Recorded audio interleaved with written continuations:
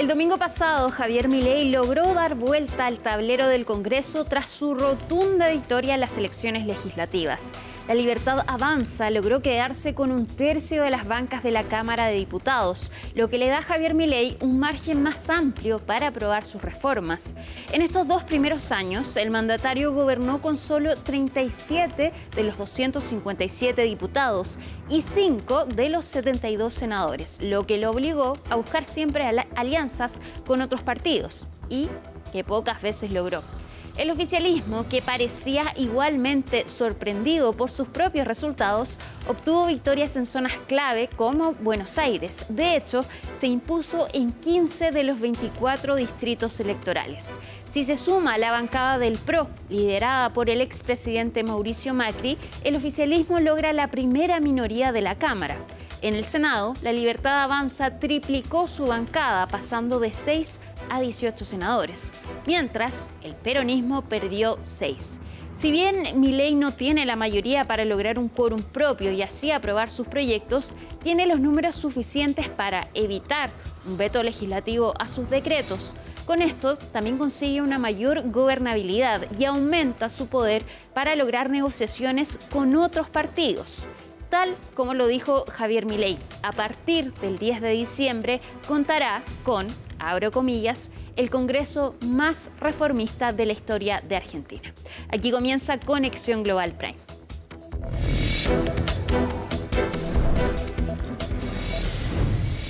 Y partamos revisando cómo fue la noche entonces del pasado domingo, cuando Javier Milei entonces logra esta rotunda victoria. Veamos el informe de Maximiliano Araya. Ademi, yo soy el rey de un mundo perdido. Soy el rey, te destrozaré. Toda la casta es de mi apetito. ¡Viva la libertad, carajo! Ni el propio gobierno de Javier Milei creía que festejaría tanto en la noche de este domingo. La victoria en las elecciones legislativas fue contundente. Ganaron en la mayoría de los distritos electorales argentinos, incluido el de Buenos Aires, el cual equivale a 1/3 del padrón electoral del país. Este resultado no es más ni menos que la confirmación del mandato que asumimos en el 2023. Hoy, el país entero, de La Quiaca a Ushuaia, confirmó su vocación de cambiar de forma irreversible el destino de la patria. El partido oficialista Libertad Avanza obtuvo más del 40% de los votos, con victorias en la ciudad de Buenos Aires y las provincias de Córdoba y Santa Fe. Pero la gran sorpresa fue cómo redujo la diferencia en la provincia de Buenos Aires, donde hace un mes y medio el peronismo tuvo una victoria de casi 14 puntos en las elecciones locales, y esta vez el oficialismo ganó por menos de 1 punto.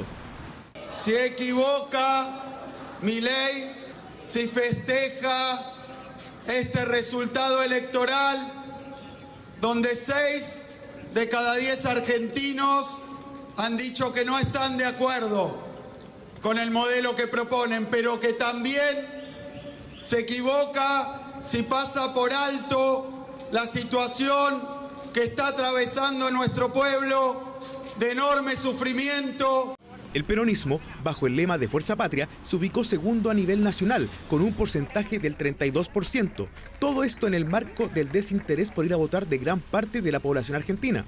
En un país donde el sufragio es obligatorio, solamente votó el 68% del padrón electoral, registrando la participación electoral más baja desde el retorno a la democracia en 1983.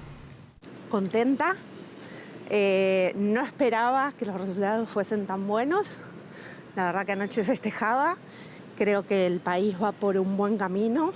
Bueno, me parece que la gente creo que quería un cambio y bueno, creo que se logró. No sé, no es que no estoy de acuerdo con muchas cosas, también sí estoy de acuerdo con otras, pero bueno, es la elección del pueblo, del país y creo que hay que respetarlo. Las elecciones cambiaron la composición de la Cámara de Diputados. Libertad Avanza fue la más votada a nivel nacional y se quedó con 51 nuevas bancas, por lo que contarán con 80 diputados a partir de diciembre. Por su parte, el peronismo tendrá 99 diputados. En el Senado, el oficialismo quedó con 18 puestos, mientras que el peronismo quedará con 28. Durante los próximos 2 años tenemos que afianzar el camino reformista que emprendimos para dar vuelta de una vez y para siempre en la historia argentina. Ahora Estamos enfocados en llevar a cabo las reformas que la Argentina necesita para consolidar el crecimiento y el despegue definitivo de la Argentina para hacer grande a la Argentina nuevamente. Es por eso que quiero destacar el rol del nuevo Congreso, que será fundamental para asegurar este cambio de rumbo. Si bien Milei seguirá sin tener mayorías propias, el gobierno podrá defender su agenda en el Congreso y, según anunció el propio presidente argentino, buscarán acuerdos con otros partidos para alcanzar mayoría e impulsar reformas. ¡Viva la libertad, carajo! ¡Viva la libertad, carajo! ¡Hagamos grande Argentina nuevamente! Muchas gracias. Precisamente es necesario entender entonces cómo quedó configurado el nuevo Congreso argentino tras estas elecciones. Pasemos a revisar primero la Cámara de Diputados. Así se ve actualmente la Cámara de Diputados argentina. La Libertad Avanza tiene 37 diputados y vemos que el peronismo entonces tiene 99 bancas. El quórum entonces es de 129 diputados, el total es 257. Sin embargo, este Congreso solo va a durar hasta el 10 de diciembre, cuando asuma entonces la nueva Cámara de Diputados y se renueve la mitad de este hemiciclo después de las elecciones entonces del domingo pasado. Y aquí vemos cómo cambia entonces la Libertad Avanza, crece su bancada y aumenta a 80 diputados. Si se suma el PRO, que vemos en amarillo, que son 24 diputados, tienen la primera minoría entonces en la Cámara de Diputados, mientras el peronismo mantiene sus 99 diputados. En esta Cámara entonces el peronismo no perdió ninguno de sus puestos, sin embargo la Libertad Avanza entonces crece y más del doble entonces de los diputados que actualmente tiene. ¿Qué pasa en el Senado, donde también hubo un triunfo importante para la Libertad Avanza? En el Senado se renovó un tercio de esta Cámara Alta. Actualmente la Libertad Avanza solo tiene 6 senadores, mientras que el peronismo tiene 34 senadores. Después entonces de estas elecciones y ya el 10 de diciembre asume el nuevo Senado y ahí vemos también cómo crece la Libertad Avanza. Triplica el número de bancas entonces si se queda con 18 senadores y que se puede sumar también los 6 del PRO que vemos en amarillo, el partido de Mauricio Macri. El peronismo acá baja sus senadores y pierde entonces 6 bancas, queda solo con 28 puestos en el Senado. Si bien acá la Libertad Avanza no tiene una mayoría, sí tiene el poder necesario para no vetar entonces los decretos presidenciales del presidente Javier Milei y también le entrega un mayor poder entonces para poder negociar con los otros partidos. Es decir, acá estos 2 años Javier Milei tiene un mayor margen para actuar entonces y así aprobar sus reformas. Y ya para comenzar el análisis entonces de estos resultados en estas elecciones en Argentina, tomamos contacto con Daniel Santa Cruz, quien es columnista de La Nación de Argentina y conductor en Radio República. Daniel, muchas gracias por acompañarnos nuevamente en Conexión Global Prime. ¿Qué tal? ¿Cómo están? Gracias por el llamado. Daniel, ¿a quién le sorprendieron más estos resultados? ¿Al oficialismo o al peronismo? Yo creo que a todos. A todos porque el gobierno no esperaba un resultado tan contundente, una victoria sobre el peronismo, y también al peronismo, porque más allá de encuestas que pueden fallar o no, había un test comprobado, que eran las elecciones en la provincia de Buenos Aires. Vos sabés que la provincia de Buenos Aires reúne el 43% del padrón electoral del país. Es un distrito donde vive prácticamente casi la mitad de los habitantes de la Argentina. Y ahí se votó el 7 de septiembre para una elección para cargos provinciales y municipales, y la victoria del peronismo fue contundente, ganó por 14 puntos, 46 a 32. Y ahora se dio prácticamente una elección donde por ahora, porque hay algunas actas que están observadas, pero de todas maneras, por 50.000 votos está ganando la Libertad Avanza, el gobierno, por medio punto, y eso fue una sorpresa, incluso para el gobierno, porque más allá, de ahora lo vamos a analizar, de las cuestiones económicas, en la provincia de Buenos Aires el gobierno tenía un candidato, que era José Luis Esper, que estuvo acusado varias veces de estar relacionado con un narcotraficante o un filo narcotraficante que está con un pedido de extradición de la justicia de los Estados Unidos. Él negó en distintas entrevistas, de hecho negó 6 situaciones en la medida que iban avanzando y en la medida que la prensa iba confirmando, él iba aceptando pero volvía a negar hasta que al final no le quedó otra que bajarse. Al punto que se bajó tan cercano a la fecha, él era el primer candidato, que su cara, su rostro estuvo en la boleta que los libertarios tomaron y ya era un gran problema. El otro gran problema era que, segunda en la lista, estaba una ex vedette argentina, que es Karen Reinhardt, que el programa no es que sea vedette o no, sino que había tenido últimamente varios posteos que de alguna manera tenían un carácter supremacista, porque ella pedía construir un muro en la provincia de Buenos Aires, donde los negros, si lo decía, queden del otro lado y la gente de bien como yo quede de este lado. Había pedido varias veces, había tenido posteos en sus redes sociales, incluso videos donde hablaba de gente de bajos recursos, donde cuestionaba el color de su piel, de sus ideas. De hecho, ya siendo candidata, en una entrevista hace poco dijo que aquellas personas que no votaban a la lista de Milei eran enfermos mentales.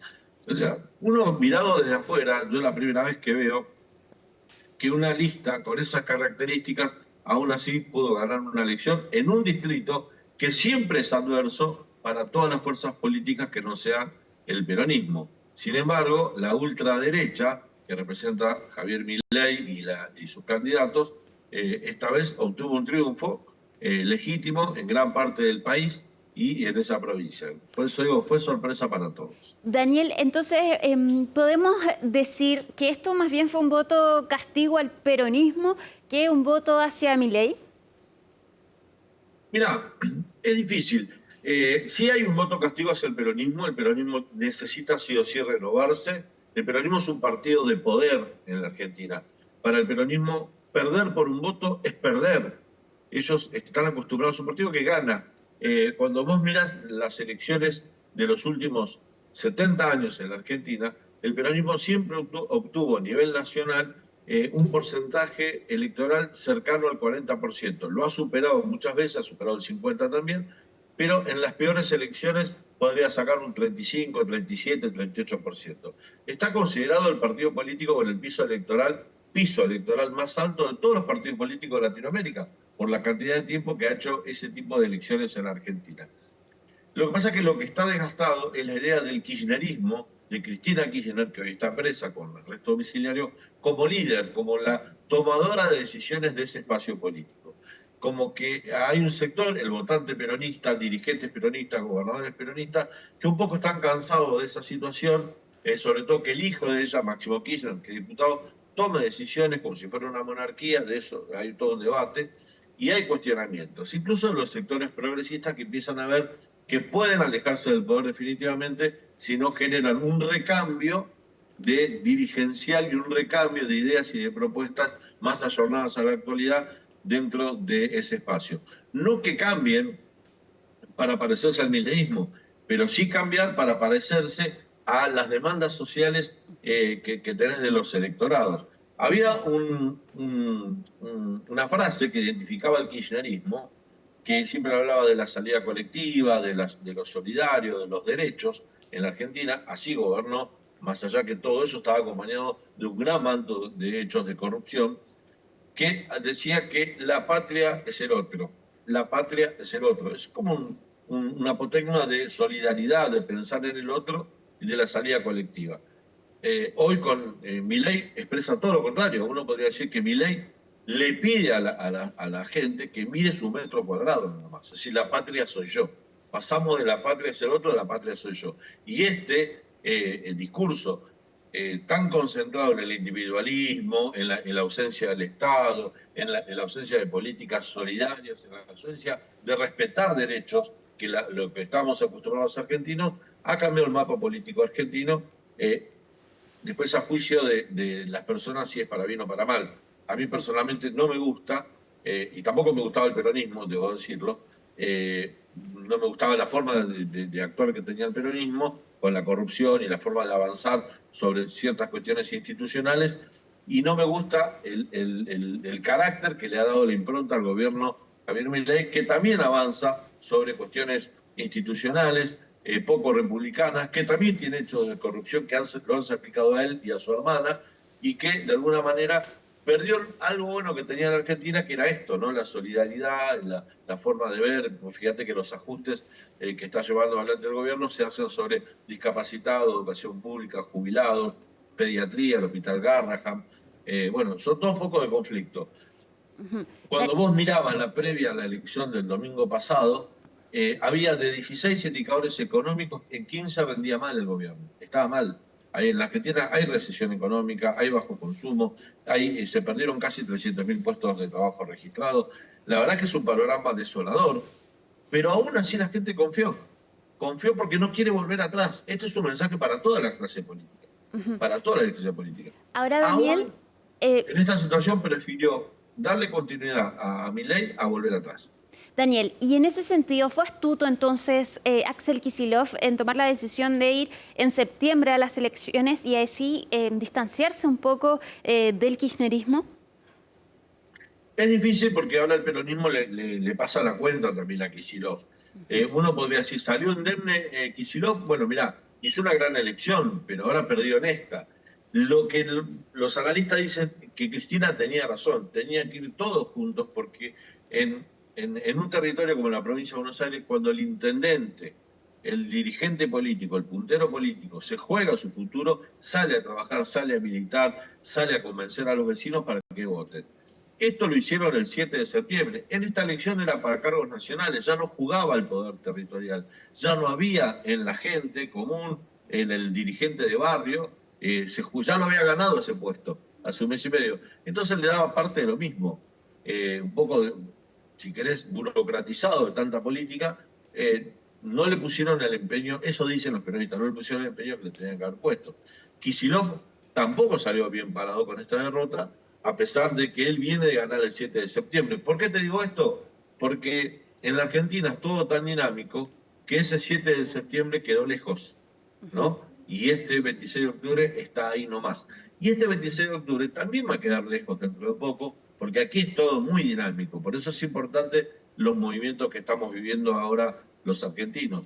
Y déjame decir, no sé si tengo tiempo, que Argentina en este momento está viviendo una situación política inédita para la historia, que es la intromisión directa de un gobierno, como es el gobierno de Estados Unidos, de Donald Trump, incluso en las decisiones de la política económica, en las decisiones financieras, en intervenir en el mercado financiero, y también en la política electoral. Donald Trump nos dijo a los argentinos, voten a Milei, porque si no votan a Milei no les voy a dar ayuda económica. Esa extorsión que vivió la ciudadanía argentina de parte del presidente de Estados Unidos, muchos creían, yo me incluyo, que iba a ser rechazada por la gente, que la gente se iba a sentir invadida en su soberanía, se iba a sentir invadida en su decisión soberana de elegir y que no un presidente extranjero te venga a marcar la cancha, como se dice comúnmente. Daniel, precisamente eso te iba a preguntar respecto del rol de Donald Trump. ¿Tú crees que esa frase de Donald Trump de que no iba a ser tan generoso con Argentina si es que no ganaba Milei en las elecciones fue el factor gravitante entonces para los resultados de estas elecciones? Mira, hay algo que confirma eso. Yo creo que la Argentina no votó el domingo pasado, o el pueblo argentino, por un plan económico. No votó por darle la continuidad a un plan económico, por cambiarlo. Votó por una estabilidad. En Argentina no está bien la situación social y económica, pero bajó la inflación y el dólar se mantiene estable. De hecho, está barato incluso para los intereses de la economía argentina, en cuanto a que Argentina ha dejado de exportar porque ya no es competitivo y ha elegido importar, con lo cual ha afectado mucho en las fuentes de trabajo que yo te comentaba recién, los puestos de trabajo perdidos. Pero al margen de esto, se habló tanto los 15 días antes de las elecciones que si no ganaba Milei, el lunes se explotaba todo. Se hablaba que el lunes Argentina entraba en default, que no nos ayudaba más Donald Trump y que entrábamos en default, que iba a haber devaluación, que el dólar iba a explotar, que las tasas iban a ir, que los bancos iban a quedar con los ahorros. Se dijeron tantas cosas, se habló tanto de un lunes negro, que yo creo que la gente decidió darle un voto a Milei también, no los convencidos, sino aquel voto que decide, que sea aquel que no es fanático ni de uno ni de otro, para que tener tranquilidad, para que este lunes no sea lunes negro. Y en ese aspecto funcionó la palabra de Donald Trump y funcionó también la palabra diaria del secretario del Tesoro de los Estados Unidos, Scott Bessent, que todos los días, ahora cerca del mediodía, emite un tuit dedicado a la política financiera de Argentina. Hoy vamos a comprar, estamos buscando apoyo, estamos negociando un swap para Argentina. El secretario del Tesoro de los Estados Unidos está oficiando como ministro de Economía de la Argentina, opinando todos los días de Argentina, y eso ha traído tranquilidad a los mercados. Entonces la gente compró esa tranquilidad antes de tener un lunes negro o que esto explotara. No te olvides que hace 3 semanas atrás cualquier analista económico te decía que si no llegaba la ayuda de Estados Unidos, Javier Milei estaba game over. Esa es la frase que se usaba aquí en la Argentina. Daniel, antes de terminar, me gustaría también que nos hablaras un poco de la figura de Mauricio Macri. ¿Podríamos esperar que se integre al gabinete? No sabría, mirá, en un momento se habló, Milei tiene una forma de actuar y reaccionar muy difícil de entender, no es el político clásico. En un momento de la campaña, él habló de la necesidad de incorporar a Mauricio Macri o de hombres de Mauricio Macri al gobierno. De hecho, esto es un pedido que le ha hecho expresamente el gobierno de los Estados Unidos. Donald Trump le pidió a Javier Milei que amplíe su base política para poder tener apoyo en el Congreso para poder llevar adelante las reformas que Argentina necesitaba. El principal aliado, el más visible, el que puede tener algunos votos que lo pueden ayudar, es el expresidente Mauricio Macri. Pero hasta ahora lo había tratado muy mal Javier Milei a Mauricio Macri. En la campaña hubo un acercamiento. Ahora, muchos decían, mirá que ahora que ganó Milei lo va a volver a tratar mal, lo va a volver a destratar. Yo tengo entendido, por información que tengo, que Mauricio Macri no confía mucho en que Javier Milei le estreche la mano y lo sume al gobierno.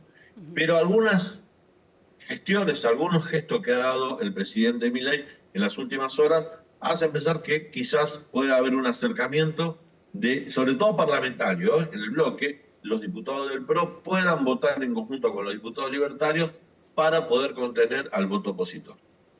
Daniel Santa Cruz, columnista de La Nación de Argentina y conductor de Radio República, muchísimas gracias por acompañarnos en Conexión Global Prime y por este análisis muy importante para entender entonces lo que está pasando en Argentina. Muy buenas noches.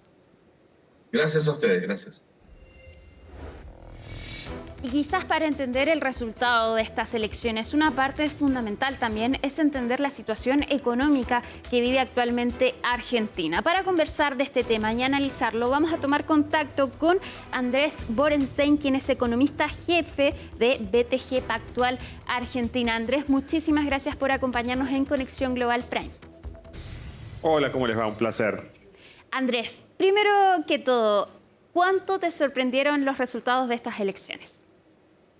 No, me sorprendieron porque si bien nosotros no creíamos que las elecciones iban a ser malas para el gobierno, pensamos que iban a ser más o menos buenas y fueron muy buenas. Así que sí, fue claramente una sorpresa y creo que fue sorpresa para propios y extraños la elección del domingo. Andrés, ¿crees que cuánta importancia tuvo el factor Donald Trump en estas elecciones? Lo vimos en este rescate entonces que le presta a Argentina y también en estas declaraciones que dice que no va a ser tan generoso con este país si Milei no gana las elecciones. ¿Cuán decisivo fue esto? Mira, yo creo que para la gente no ha sido un cambio tan grande. O sea, es súper importante el apoyo de Estados Unidos en materia económica y eso nos importa mucho a todos los que estamos mirando los mercados o a los empresarios, pero me parece que al ciudadano de a pie no le ha cambiado mucho el voto. Yo quizás haya ayudado marginalmente, pero no me parece que Trump haya tenido una influencia muy grande en cómo votó la gente. Y Andrés, ¿cómo se evalúa estos 2 años de Javier Milei? Él llegó prometiendo terminar con la inflación. Sí, ha tenido logros importantes en ese tema, pero la crisis económica en este país parece ser bien importante aún. Bueno, yo no sé si lo llamaría crisis, yo no diría que la Argentina está en crisis, sí diría que todavía tiene algunos cuantos problemas, pero como bien vos dijiste, Milei asumió con una inflación de 211%. Estimo que este año la inflación va a terminar en torno de 29 o 30 quizás, es decir, en 2 años generó una baja de inflación muy fuerte. La Argentina pudo volver a crecer. En los últimos meses es cierto que la economía se estancó, pero se estancó no quiere decir que esté en crisis, sino simplemente que se estancó. Y por supuesto que parte si querés, de la volatilidad que vimos en los últimos meses se debió probablemente a algunos errores económicos o políticos del gobierno, pero sobre todo, como lo dice el gobierno, y yo en parte estoy de acuerdo, había un riesgo político, ¿no? Había un riesgo de que algunas de las reformas que está tratando de hacer el gobierno, que son más pro mercado, o sea, más cerca donde están la mayoría de los otros países de Latinoamérica, se vuelvan para atrás si el gobierno no tenía fuerza en el Congreso por los próximos 2 años y si el mercado empezaba a decir, en 2 años vuelve el populismo. Entonces, creo que eso también ayudó a que en los últimos meses la Argentina sea demasiado volátil, quizás más volátil de lo que su economía merecía. Pero bueno, eso quedó atrás, por suerte. Y Andrés, ¿cuál dirías tú que es ahora el principal desafío que tiene Javier Milei de cara entonces a estos 2 años? Bueno, yo creo que hay dos grandes desafíos, uno económico y uno político. En lo económico, a su vez lo dividiría en dos. Volver a hacer que la economía crezca, que la economía creció muy fuerte durante la segunda mitad del 2024 y a principios de este año y después paró. Es decir, que tiene que pensar cómo armar la política monetaria para bajar las tasas y que la economía vuelva a crecer. Y por otro lado, que el Banco Central, que hoy está como muy pobre de reservas, vuelva a tener una posición externa sólida. Eso es por un lado. Por otro lado, necesita estos consensos de los que hablabas tú en la introducción para tener la mayoría en el Congreso para pasar, yo diría esencialmente 2 grandes reformas, una que es la reforma laboral y la segunda es la reforma tributaria. Argentina tiene muchos impuestos, son impuestos muy distorsivos y en el mercado laboral tiene un mercado que es sumamente rígido, donde tenemos algunos costos laborales que no son salariales, sino tienen que ver con la rigidez, con lo que en la Argentina se llama la industria del juicio laboral. Bueno, hay que hacer alguna de esas reformas y me parece que, si bien no tiene mayoría, como bien tú decías, va a tener con lo que se llama el centro, con la oposición moderada, probablemente una masa crítica para negociar esas reformas. Tendrá que ceder algo en el proceso. Me parece que por lo que escuchamos del discurso del presidente el domingo a la noche y lo que fueron publicando los medios de estos 2-3 días, hay voluntad de sentarse, negociar y si es necesario ceder alguna cosa para poder lograr esa masa crítica de votos, tanto en diputados como en el Senado. Andrés, ¿se puede proyectar cómo podría terminar este año Argentina en términos económicos? Sí, nosotros estamos pensando que la inflación, como te decía, va a terminar entre 29 y 30%. La economía va a terminar creciendo 4%. En parte este 4% es porque la base del año pasado era muy baja. Así que esos son quizás los 2 principales valores. El tipo de cambio va a quedar parecido a donde está ahora, digamos en torno de los 1.500, 1.500 y algo de pesos. Hoy está en 1.400 y 1.450 por ahí, es decir que no vemos tampoco un gran cambio en el valor del dólar. Y el año que viene pensamos que la economía va a crecer 3,5% y que la inflación debería seguir bajando, quizás no tanto como el gobierno le gustaría, pero sí debería bajar a la zona de 18, quizás 20%, que de nuevo puede ser mucho para un chileno, pero para un argentino que viene de 200, cerrar en 18 o 20 estaría muy bien. Andrés, por último, nos cuesta entender un poco el superávit que logró en el Estado Javier Milei, porque esto sabemos que es una cifra importante, pero claro, no se traduce, entendemos entonces, para alivianar el costo de la vida de los argentinos, ¿no? Bueno, son 2 cosas distintas. El superávit básicamente se logró a partir de bajar 5 puntos del gasto público y yo creo que no necesita seguir cortando. El nivel de gasto público que hoy tiene Argentina a nivel del Estado federal está muy bien. Y bueno, lo de llegar a fin de mes, lo del costo de la vida, obviamente sí, hay gente que no la está pasando bien, pero recordemos que la Argentina tenía 50% de gente debajo de la línea de pobreza y hoy tiene 30%, que es muchísimo y es terrible que haya 30% de personas que la estén pasando mal, pero recordamos que era 50% hace tan solo un año y medio. Entonces, Yo creo que estamos en un buen camino, obviamente con algunas dificultades, con cosas para corregir, pero me parece que la trayectoria es buena. Por último, Andrés, ¿qué tan clave entonces es este préstamo que hizo Donald Trump entonces a Estados Unidos, a Argentina? ¿Es suficiente? ¿Va a tener consecuencias importantes en la economía del país? Yo creo que, a ver, no es un préstamo, es lo que se llama un swap o un intercambio de monedas. Lo que le permite a la Argentina es tener esa sensación de respaldo, o sea, esperemos y ojalá que la Argentina no lo necesite. Pero bueno, para poder atraer capitales a la Argentina hay que prometerle a esos capitales, a esos inversores, de que la Argentina va a ser más estable, y me parece que el respaldo de Estados Unidos contribuye a esa sensación de estabilidad. La otra pata que faltaba era la política. Después de las elecciones del domingo, uno puede decir, tenés la política en una buena trayectoria, tenés el espaldarazo de la principal potencia del mundo, entonces, si bien en la Argentina nada es fácil y nada es una línea recta, las sensaciones son buenas en términos de estabilidad futura.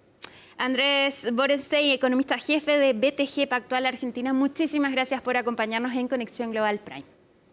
Gracias a ustedes por invitarme. Y nosotros nos vamos a la pausa, pero al regreso entonces ya vamos a estar con Raúl Sor para analizar el impacto de estas elecciones en Argentina a nivel de América Latina y por supuesto a nivel mundial. Ya volvemos.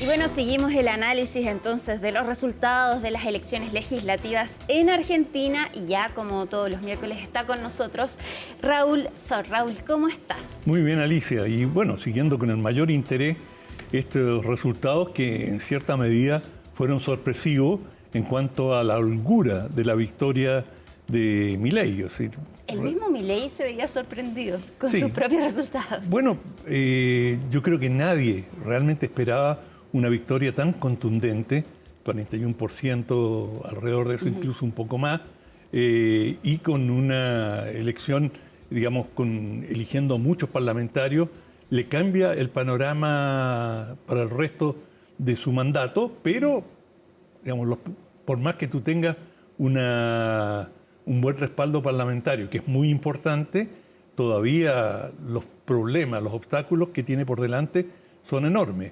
Y habrá que ver, porque creo que uno de los factores que determinó su victoria, y es muy difícil establecer con precisión si fue o no fue ese el factor más gravitante, fue la ayuda que le brindó Estados Unidos en un procedimiento de intervención extranjera insólito, en el cual el presidente Trump le dice a los argentinos, bueno, si eligen, esto antes de las elecciones, si eligen a este hombre que ha demostrado gran capacidad, que ha, digamos, restaurado la sanidad económica en la Argentina, perfecto, van 20.000 millones de dólares y otros 20.000 más, es decir, en total unos 40.000 millones de dólares, es decir, abundancia de dólares, pero si no, olvídense de este dinero. De manera que si eso no es intervención electoral directa en los asuntos de un país, en algo que es insólito porque en la Argentina no se había dado ese tipo o esas operaciones de salvataje, y Estados Unidos no las hace. Las ha hecho contadas ocasiones, lo hizo en México y en algunos otros puntos, pero digamos, no en ese volumen y esta es la pregunta que surge, Alicia, ¿por qué lo hizo Estados Unidos? ¿Por qué lo hizo Estados Unidos? Respondiendo a tu pregunta. Exacto. Hay distintas versiones. Una es que el ministro de Hacienda, Scott Bennett, de alguna manera estaba involucrado o está involucrado con una serie de fondos que han hecho inversiones fondos estadounidenses, que han hecho inversiones en la Argentina, y para proteger sus intereses, eso habría sido una de las motivaciones. Hay otros que dicen, no, esto tiene mucho más que ver con las relaciones internacionales y básicamente es parte de la cruzada que ya está llevando Estados Unidos contra China. Los chinos estaban haciendo progresos importantes. China es un muy importante consumidor de soja producida en la Argentina, y la Argentina estaba comprando más, tiene una balanza de pago cada vez más orientada hacia la Argentina y no hacia Estados Unidos. Y en esta teoría, digamos, es que MAGA, Make America Great Again, hagamos América grande otra vez, esto fue MAGA, Make Argentina Great Again. Es decir, que Argentina vuelva a sus viejos fuelles, que vuelva a ser la gran potencia que fue en algún momento en este hemisferio y sea nuestro socio frente a un Brasil con el cual tiene relaciones razonables, algunas fricciones aquí y allá, como sabemos, con Lula, y han tenido, Estados Unidos le aplicó aranceles bastante altos a Brasil, después se los levanta, bueno, la típica negociación que lleva adelante Trump, pero con la Argentina ve un socio en estos momentos confiable y quiere consolidar esa posición frente a China, que está haciendo enormes entradas en América Latina y en América del Sur. Acaba de construir este enorme puerto en el Perú, tiene bastante relación con Colombia, ni hablar con Venezuela. Brasil es parte de los BRIC, es decir, estos países emergentes, por así decirlo. Bueno, China no es emergente y Rusia tampoco. Pero bueno, los BRIC son los centrales, son Brasil, Rusia, India, China. Y frente a ellos, Estados Unidos siente una amenaza, y incluso en los BRIC ha rondado la idea, muy flotando, pero ha rondado, sin embargo, la idea de reemplazar el dólar con otra moneda. Y eso para Estados Unidos sería un desastre. De manera que Estados Unidos no solamente ve un enemigo ideológico en los BRICS, sino que también una amenaza de hegemonía y de influencia mundial, y que esto, si bien no le disputa su hegemonía, se la recorta hasta cierto punto. Y bueno, si Argentina de alguna manera entrara, por ejemplo, a los BRICS, cosa que no tiene ninguna intención ahora, pero quién sabe, con un gobierno peronista en el futuro, podría, y nunca se sabe qué va a pasar, podría estar en esa posición y, según esta teoría, él trataría de asegurar que, de ponerle coto a la penetración china en Argentina.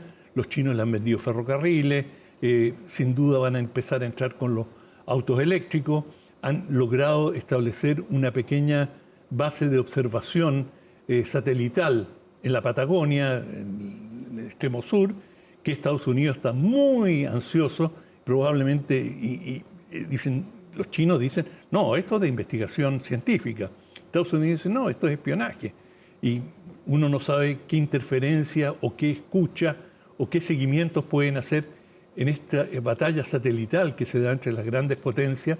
Por lo tanto, hay una serie incógnita, pero te da a entender de que si están tan agitados, tan preocupados, alguna gravitación tiene esta pequeña base en la Argentina, cosa que no habían podido encontrar en otro lugar del hemisferio sur, digamos, y en esa ubicación. De manera que todos estos factores estarían determinando el interés estratégico Pero, de Raúl, Estados Unidos. ¿habrá sido tan predeterminado eso? Porque esa frase de Donald Trump cuando dice, bueno, no vamos a ser tan generosos si en la próxima elección no gana Milei, fue una frase que dice en medio de una cena frente a la prensa, que pasó algo inadvertida, de hecho el mismo...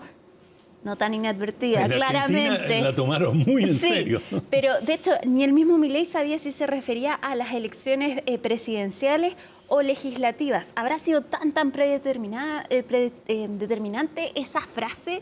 Porque eso fue lo que cambió todo. Si la operación de salvataje ya se venía diciendo. Yo creo con que fue, anterioridad. para mí, no hay Sí. ninguna duda que se refería a las elecciones parlamentarias, porque él dice, vamos a entregar este dinero, pero si el resultado de las elecciones es otro, se acaba el préstamo. O sea, fue absolutamente explícito.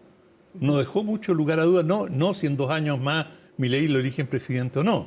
Claro. Es decir, yo creo que en general Trump no hace declaraciones, nadie hace declaraciones a 2 años plazo. Todos sabemos que en política las cosas son fluidas, pero Sí, esa es una línea de interpretación, digamos, en el enfrentamiento frente a China y que Estados Unidos quiere garantizar Ahora, lo la hace lealtad. también mirando a las elecciones de 2026, porque claramente esto no...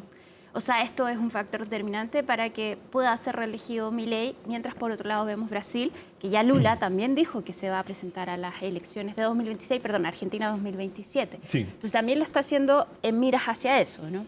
Sí, bueno, la relación de Estados Unidos con Brasil es cambiante, como lo es con todos los países. Durante mucho tiempo Estados Unidos apostó a Brasil como su socio preferido, especialmente durante la dictadura militar. Tuvieron una relación muy estrecha los militares brasileños con Estados Unidos, pese a que los militares brasileños siempre tuvieron una postura, algunos, digamos, ecos o elementos nacionalistas y de defensa de la Amazonía y, digamos, había una corriente nacionalista importante entre los militares brasileños, pero en términos generales, visto desde la perspectiva de la Guerra Fría, no tenían ninguna duda de que la adoptaban. Es decir, eran profundamente anticomunistas, antisoviéticos, y en ese sentido se sentían muy cómodos en la alianza con Estados Unidos, siempre que Estados Unidos no se metiera demasiado en sus asuntos domésticos, derechos humanos, ese tipo de temas, que en algún momento en Estados Unidos fueron caballito de batalla importante. Bueno, todo eso es asunto del pasado, pero había esta idea de que Brasil era y es, en realidad, la potencia hegemónica en América Latina y especialmente en Sudamérica de cara a la Argentina, y al parecer hay un cierto cambio de opinión y que hay algún nivel de resignación de que Brasil, por lo menos en el futuro previsible y con los cambios políticos que han tenido lugar, ¿no? Es decir, la derrota de la facción de extrema derecha podría, tú lo has señalado, darse la posibilidad de una reelección, pese a su edad. Pero está muy bien, hay que decirlo. De Lula. Sí, 80 años. Claro, probablemente inquieta hasta cierto punto a Estados Unidos, no de manera estratégica, no es que piensan de que Brasil se va a aliar con China, pero bueno, tú tienes que, incluso las realidades políticas son complejas, porque Argentina, con toda la proximidad que tiene con Estados Unidos, está haciendo un negocio pero fenomenal vendiéndole soja a China. Raúl, en ese sentido, ¿eso explicaría esta reunión entre Trump y Lula, que finalmente se reunieron, se vieron amigos? No salió nada de esa reunión, pero están negociando ahora supuestamente los equipos a raíz de los aranceles. Sí, claro. Bueno, en principio había una reducción de aranceles y la reunión pintaba bien. Sí. Digamos de que, además estos aranceles eran absolutamente arbitrarios, eran aranceles políticos, no eran aranceles basados en una realidad económica. Pero, en definitiva, yo creo que, digamos, Estados Unidos va a cuidar sus relaciones con Brasil. Brasil es un jugador muy importante a nivel mundial. El único país latinoamericano que puede gravitar mundialmente es Brasil, y por lo tanto yo creo que la postura de Lula de enfrentarse a Trump y decir, muy bien, quiere poner aranceles, vamos a ver cómo nos arreglamos con esos aranceles. Y esa se ha visto en varias ocasiones, que aquellos mandatarios que se someten salen muy perjudicados. Finalmente les terminan pasando por encima. ¿Pero qué mandatarios dices tú que se sometió? ¿Quién se sometió? Sí. Bueno, en principio, inicialmente Canadá se había sometido, por ejemplo. Pero que le valió la victoria a Mark Carney. Sí. Enfrentarse a Trump. Claro. Pero ya como en ese momento era oposición. Exacto. Y buena parte de los europeos se ha subordinado. En cambio, México tomó una posición muy astuta de decir, Claudia Sheinbaum, decir, ya, bien, pero ¿por qué no conversamos? Y digamos, hizo una serie de propuestas y, en definitiva, al final todo esto termina en que cada uno saca el abaco y calcula los pros y los contras. Es decir, tú puedes, la arbitrariedad o la molestia política tiene un límite. Lo mismo pasa con Colombia. Es decir, Trump se puede indignar con Petro, pero al final Colombia es un país gravitante, un país importante, que no quieres tenerlo como enemigo, no necesariamente enemigo, pero como adversario, con malas relaciones, y por lo tanto han llegado a acuerdos. Claro, de hecho se quedan en declaraciones cruzadas, amenazas, pero al fin y al cabo no pasa nada. Y Raúl, porque para volver... No, pasa en el sentido que a veces algunos gobiernos ceden, otros no, pero algunos ceden. Claro, sí. No digo entre Petro y Trump, Ya. Que fueron declaraciones bien intensas, pero hasta ahora no hay aranceles, que fue la gran amenaza de Donald Trump. Volvamos a Argentina. ¿Qué pasa entonces con el peronismo, a tu juicio? El peronismo sufrió una derrota estruendosa y realmente yo creo que ellos nunca se imaginaron que iban a tener una derrota de esas magnitudes. Y en definitiva el peronismo está cruzado por todo tipo de contradicciones y, digamos, en parte los gobernadores, que es uno de los puntos fuertes del peronismo, presentaron tuvieron un frente político que les fue muy mal, con una votación relativamente insignificante, y por lo tanto uno de los polos de oposición, que son los gobernadores, se ha ido disolviendo, y lo que queda muy claro es que hay un gran trauma anti-kirchnerista en la Argentina. Es decir, Kirchner deja una memoria, me refiero sobre todo a Cristina, una memoria muy dolorosa, de una crisis muy profunda, que ante la posibilidad de volver al caos que caracterizó a Argentina durante sus gobiernos o gobiernos que estaban bajo su tutelaje, por decirlo de alguna manera, es decir, yo creo que ese 40 y tantos %, que es más que pro-Milei, es un antiperonismo. Claro. El antiperonismo, digamos, el rechazo a esa experiencia traumática, la gente, o mucha gente, dice no queremos volver a eso. Bueno, y Milei ha sabido leer bien eso porque, claro, su campaña también se desarrollaba de esa manera, es nosotros contra el enemigo. Pero ¿qué pasa ahí, por ejemplo, con Axel Kicillof, que tuvo una buena votación en septiembre y de hecho eso asustó también a Milei? Muchos hablaban que era la gran derrota de Milei. Y lo fue, pero así es la política. Digamos, Kicillof no, aunque es probablemente el dirigente peronista más importante en estos momentos, no tiene una convocatoria nacional suficiente como para haber llevado adelante estos comicios. Y había en el peronismo un malestar grande con Kicillof por haber adelantado las elecciones. Y muchos de los capitostes, de los líderes, de los jefes del peronismo tradicional, lo criticaron por haber adelantado sus elecciones a septiembre. Y bueno, él obtuvo buenos resultados, pero él también fue astuto en desmarcarse. Claro. De manera que ahí está ese tira y afloje, pero todas esas contradicciones y todas esas pugnas internas en el seno del peronismo los perjudica, como en todas partes.